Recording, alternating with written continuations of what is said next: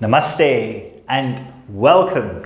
It is Rishi here from meditatewithrishi.com, and today we are speaking about a really interesting topic, Kundalini awakening. Okay, now I've been asked to do this video by quite a few people. Kundalini is not something I usually speak about, so what I've chosen to do is a video on the dangers of trying to awaken Kundalini prematurely. Okay, and the reason I've chosen to do this video is because I want people to essentially have the right idea about this topic and not be swayed by all the information they see online, because we live in this internet age, right?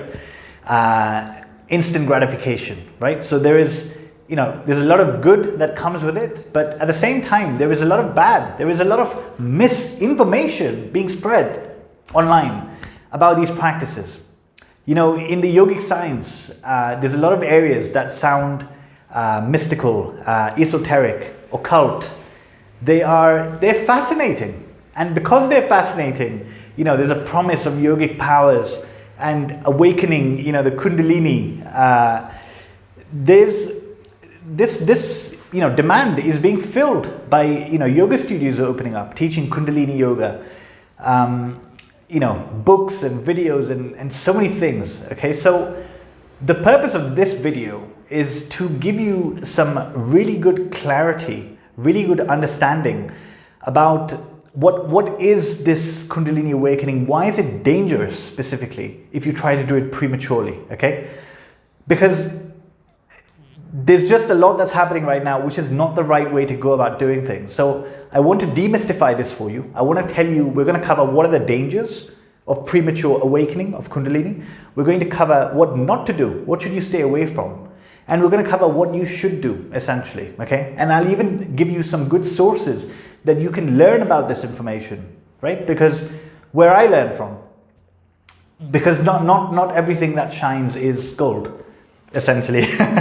Okay, so let's get to it. I'm going to start with the most important thing first. Number one, what are the dangers of Kundalini awakening? Okay, of premature awakening. Now, to put it very simply, Kundalini is this dormant Shakti, this dormant energy that resides within us. Okay, and the process of enlightenment is when the Kundalini goes up from the bottom all the way to the topmost chakra, where this Shakti meets Shiva at the topmost chakra, and essentially,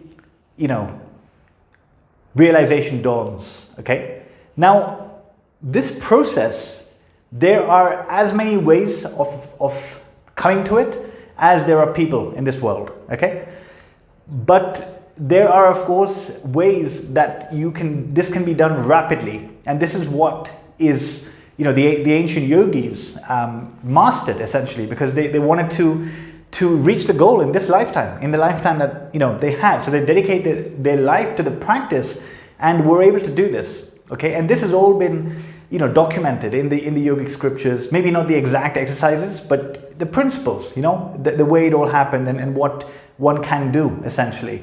Now, what we have to keep in mind is that the people who did this, right, the yogis who did this and do this today, I'm talking about the rapid awakening of Kundalini, right, through the advanced Hatha Yoga practices, through the Kundalini Yoga practices.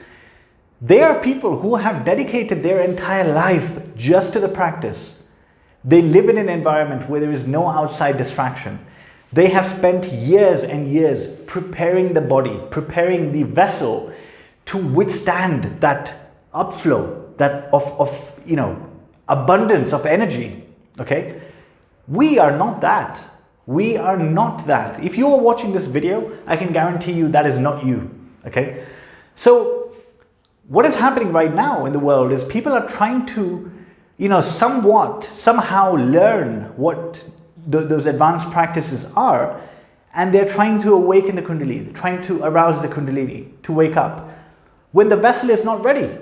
When the vessel is not ready, and you can imagine, just like putting basically, like if you have a socket that can only take so much energy and you put that much in it, it's going to blow. right? The same thing is with your body. The same thing is with your body and your mind and your whole being, essentially. So it's dangerous. Now let's look at specifically why it is dangerous, so that it makes sense to you. Okay, so the first thing is, when I say the vessel is not ready, the first thing is that our mind, our body is not purified, right? So the energy channels, the nadis, are not purified. There are still toxins in them, right? So through the preparatory practices of yoga, right? Everything from the yamas and niyams to basic, cleansing, nadi shodhan, all these things. There is no purification, right? The body is still dirty. So when the body is not purified, when the nadis are not clear, then the Sushumna Nadi, which is a central energy channel that we want Kundalini to go up, is blocked. Okay? So what is working is Ida and Pingala, which is on the left and right. So if Kundalini is aroused and it awakens and it doesn't go up through the central channel, it will go up either through the left or the right, the Ida or the Pingala, which means that you will have an excess in either your left or your right brain hemisphere. An excess of energy, a complete imbalance, total imbalance. What does that mean? A mental imbalance. Just think about it. It means that you go crazy. There are so many reports of people, being admitted to a mental hospital because of incorrect practice of yoga and these techniques.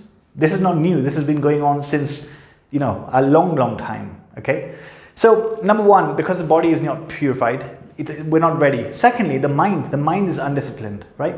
Just think of the age we live in, right? Everybody has anxiety. Everybody, cannot basically maintain a cool, peace state of mind. In this scenario, if the Kundalini is awakened, again, the mind is scattered. Excess energy will further scatter the mind, make you go crazy, right? The ego is another one. The ego is not in check in most people, okay? So the ego is not in check. We often have this sense of I-ness, right? The sense of I-ness is very strong. Awaken the Kundalini, excess energy, right? What happens? This is when you have a situation like Hitler emerging because, too much ego and too much energy. So I hope this is making sense, okay? So by doing these practices, somehow, it is possible, to prematurely awaken the Kundalini, but this does not mean that it is going to take you to the goal. This does not mean that it's going to enlighten you. In fact, it can ruin you completely, okay? Now, I'm painting a very dire picture over here because I think that's what is needed. I think that's what people need to know so that they do things in the right way, right? Not trying to go for a get-rich-quick scheme, right? This is a very delicate instrument we're dealing with. If you fail in a get-rich-quick scheme, that you just maybe lose some money, right? Here, your entire life will essentially be on the line. Okay, so I hope you get it. Okay, so now let's come back. Okay, let's come back a bit and let's look at what should you avoid, right? So what are we talking about? What are these practices that you should be avoiding? Okay, I'm going to be very simple, straight and clear over here. Advanced pranayama, okay? Even Bhastika and Kapalbhati are advanced pranayamas. They should be avoided, okay? I'll tell you why.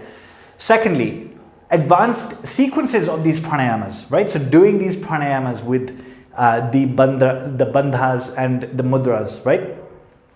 So basically you're doing the energy locks, and if you've learned this from a book or a video and not an actual guru, then this should not be done, okay? And then these advanced kriyas, which are different versions of, similar or other yogic exercises, okay? These advanced sequences that you may have learned from a book or at a new age yoga studio.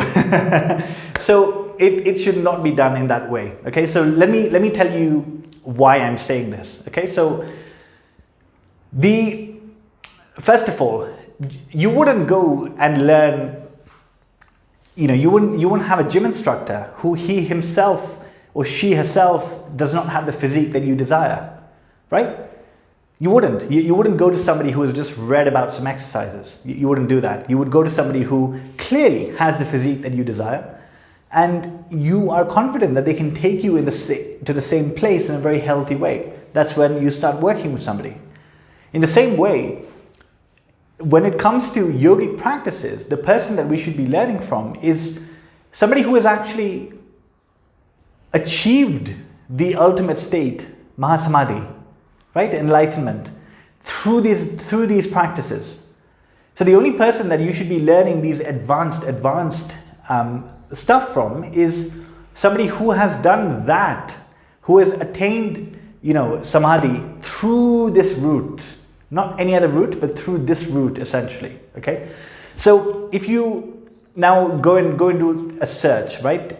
It's likely that if you live in the West, that there is nobody around you who is this person, right? I'm not that person, by the way. What I teach is very simple, philosophy and basic meditation, right? I'm definitely not that person. So I'm not claiming to be that. I'm just sort of put that out there before you start contacting me for that. So I hope this makes sense, okay?